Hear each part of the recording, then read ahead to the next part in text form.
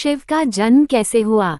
बहुत से लोग बहुत तरह से सवाल पूछते हैं और जानकारी न होने की वजह से या अधूरी जानकारी के कारण वे बेवजह गलत बातें करते हैं।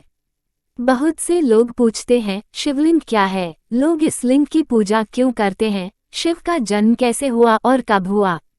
तो चलिए आज इस विषय में हम थोड़ी बात करते हैं। भगवान शिव के बारे में कहा जाता है कि शिव निराकार है, जिसका कोई रूप नहीं होता। सभी लोग अलग अलग नामों से ईश्वर की उपासना करते हैं, लेकिन सब एक ही है। उनका रूप किसी इंसान की तरह नहीं है, वो किसी आकार, शब्दों और ज्ञान की सीमा से परे हैं।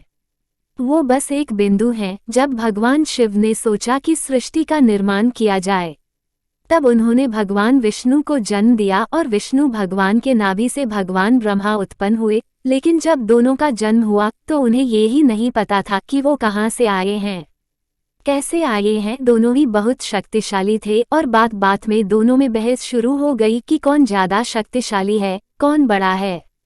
इसी बात पर वो आपस में ही लड़ने लगे और युद्ध प्रारंभ हो गया और ये युद्ध करीबन 10,000 सालों तक चला। तब भगवान शिव एक विशाल पत्थर के रूप में दोनों के बीच में आ गए, जिसमें से बहुत शक्तिशाली ज्वाला निकल रही थी। और फिर यह आकाशवाणी हुई कि जो इस लिंग का आरंभ या अंत खोज लेगा वो ही सबसे शक्तिशाली होगा। भगवान विष्णु नीचे की तरफ गए और ब्रह्मा ऊपर की तरफ। जब बहुत सालों तक भगवान विष्णु को लिंग का अंत नहीं मिला तो वो वापस आए और उन्होंने कहा, हे महान शक्तिशाली शंभु, इसका कोई अंत नहीं है, मुझे माफ करे, ये मेरी अज्ञानता थी कि मैं खुद को सबसे शक्तिशाली समझ रहा था। ब्रह्मा जी को लिंग का आरंभ नहीं मिला, पर उन्होंने सोचा मैं जाकर कह देता हूँ कि मुझे आराम मिल गया है, फिर मैं विष्णु से बड़ा माना जाऊंगा।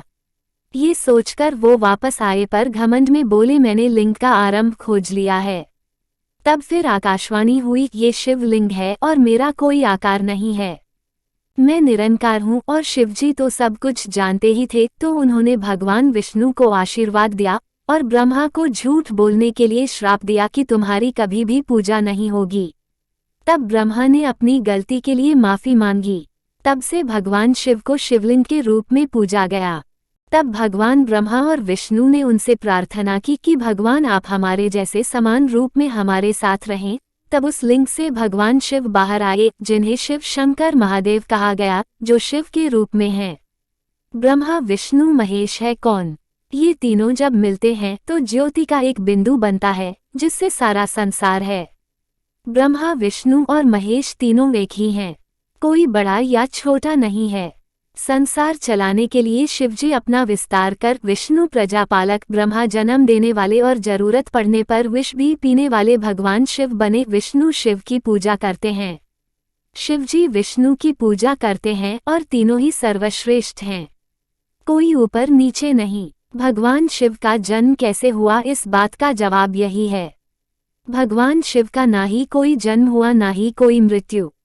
शिव की ना कोई शुरुआत है, ना ही अंत हो। शिवजी निरंकार है, उनका कोई आकार नहीं है, उनकी कोई उम्र नहीं है।